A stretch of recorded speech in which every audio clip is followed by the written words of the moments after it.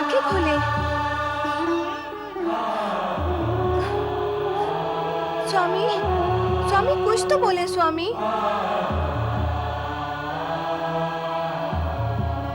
क्या बात है देवी, तुम इतनी व्यग्र क्यों हो रही? आपकी व्यग्रता देखकर। हाँ, हम व्यग्र और अशांत तो हैं।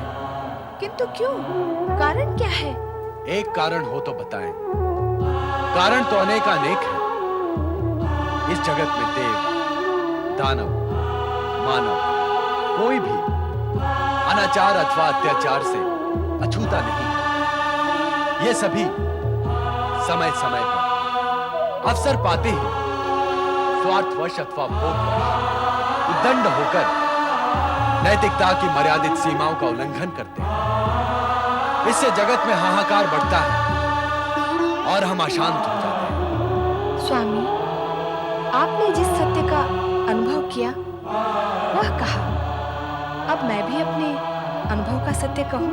अवश्य कहो देवी। इस जगत में होने वाले समस्त अनाचारों, अत्याचारों और अनैतिक कार्यों को आपके अतिरिक्त अन्य कौन रोक सकता है? देवी, हमने निश्चय किया है कि इस बार अपने अंश से एक ऐसा रुद्रावतार उत्पन्न करेंगे जिसके भय से प्राणी अनुचित कार्यों से विरक्त हो जाए। न्याय, नीति तथा सत्य का उल्लंघन करने से पहले उसे उसके परिणाम का भय हो। कारण कि परिणाम का भय विचार कर प्राणी अनैतिक व अनुचित कार्यों से दूर रहता है। अनैतिक व अनुचित कार्य वे ही प्राणी करते हैं जो परिणाम के भय से अनभिज्ञ हो। स्वामी, आपका विचार एवं निश्चय उत्तम और कल्याणकारी है। देवी, तुम तो जानती हो कि हम रुद्र हैं, संहार की देवता हैं। अपने अंश से उत्पन्न होने वाले उस रुद्रावतार के माध्यम से हम अपनी संहारक शक्ति को रचनात्मक रूप प्रदान करेंगे।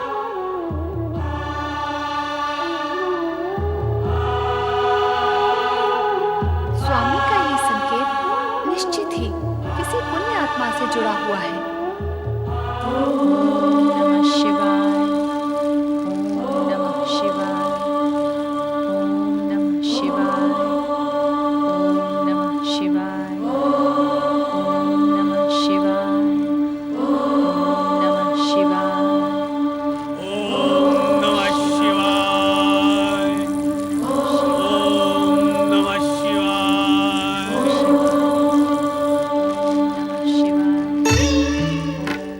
शिवाय। देवी अनुसुईया, तुम पिछले 7 दिनों से निरंतर शिव आराधना कर रही हो। तुम्हारे बार बार समझाने पर भी तुमने पिछले 7 दिनों से अन्न जल ग्रहण नहीं किया। हम ये भी जानते हैं कि तुम्हारी इस हठपूर्ण आराधना का कोई परिणाम नहीं निकलेगा।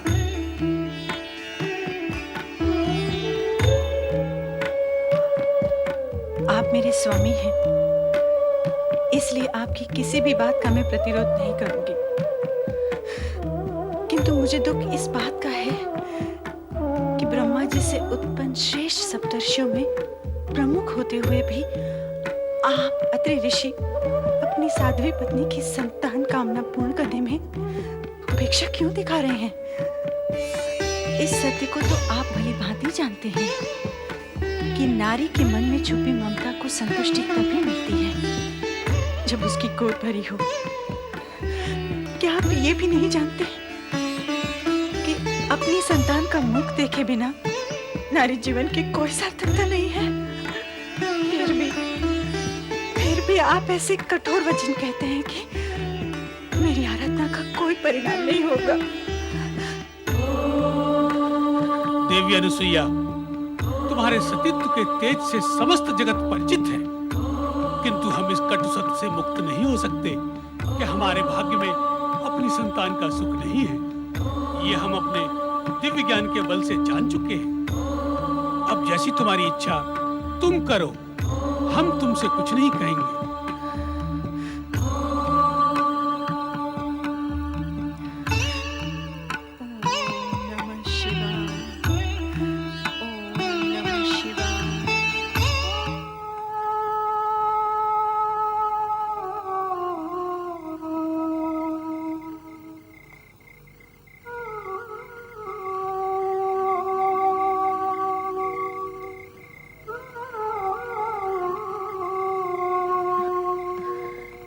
स्वामी, मैंने सदा मन, वचन, कर्म से आपकी सेवा की है। नारी और पत्नी का हर कर्तव्य और धर्म निभाया है। फिर आपने ऐसा क्यों कहा कि हमारे भाग्य में अपनी संतान का सुख नहीं है? शिव आराधना से तो असंभव भी संभव हो जाता है। फिर माता बनने की मेरी मनोकामना पूर्ण क्यों नहीं हो सकती? क्यों नहीं हो सकती? क्यों नहीं हो सकती?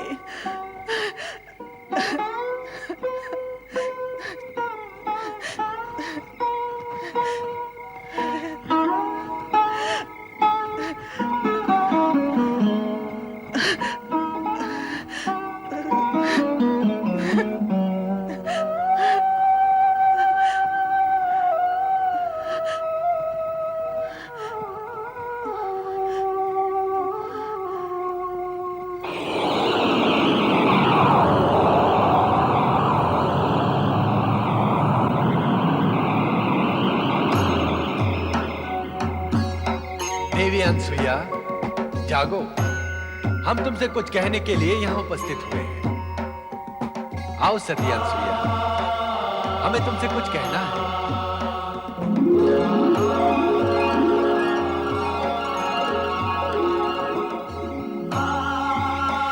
शिवशंकर, प्रणाम देवाधिदेव, प्रणाम। हे भोलेनाथ, हे शिवशंकर, प्रभु, प्रभु, क्या मेरी मात्र कामना कभी पूर्ण नहीं होगी?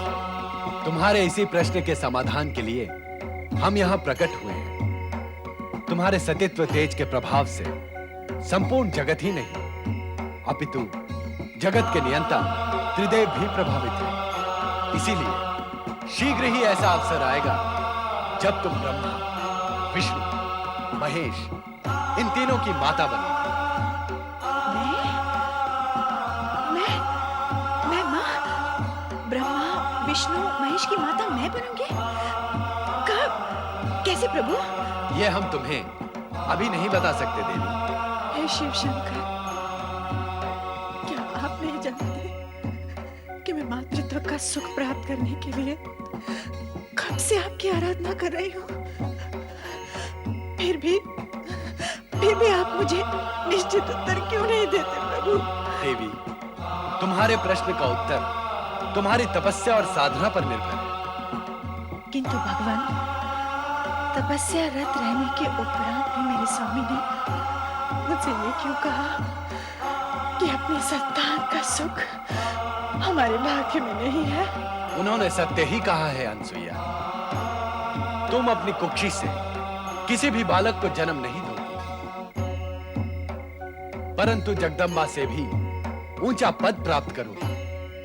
तुम जगत की माता नहीं, जगत के नियंताओं की माता बनोगी। इसलिए अब अपनी स्वयं की संतान को प्राप्त करने की कामना को त्याग कर महान त्रिदेवों की माता बनने के उद्देश्य से तपस्या आरंभ करो। तुम्हारी तपस्या अवश्य सफल होगी। भोलेनाथ,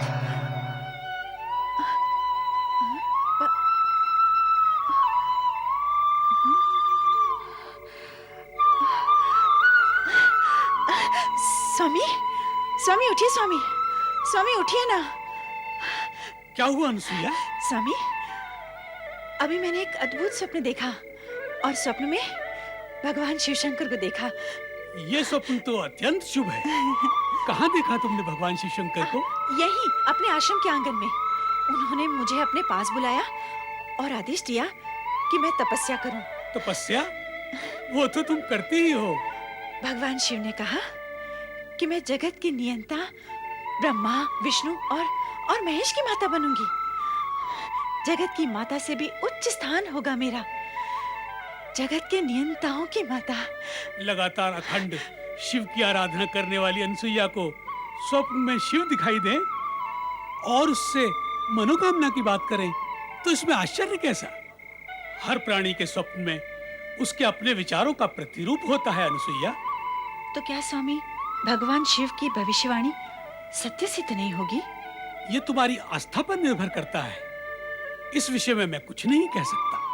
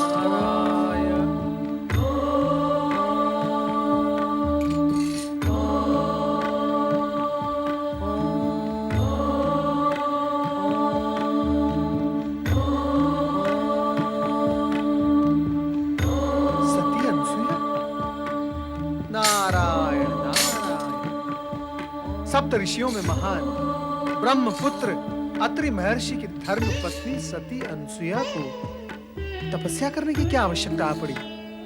आश्चर्य है। देवर्षि, आप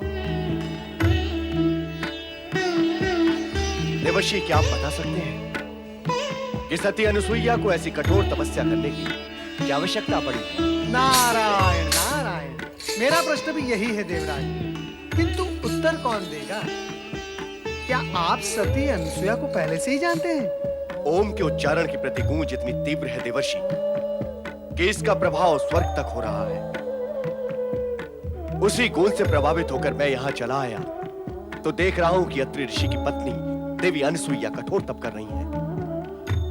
देवर्षि, आपको यह तो ज्ञात होगा कि यह कठोर तप किस लिए कर रही हैं? नहीं, मुझे इस विषय में तनिक भी ज्ञान नहीं है, और इस विषय में ज्ञान प्राप्त करने की आवश्यकता भी क्या है देवराज? वास्तविकता में तो देवराज हमें इनकी तपस्या के उद्देश्य को नहीं, उसके प्रभाव को देखना अति आवश्यक है। नारायण नारायण।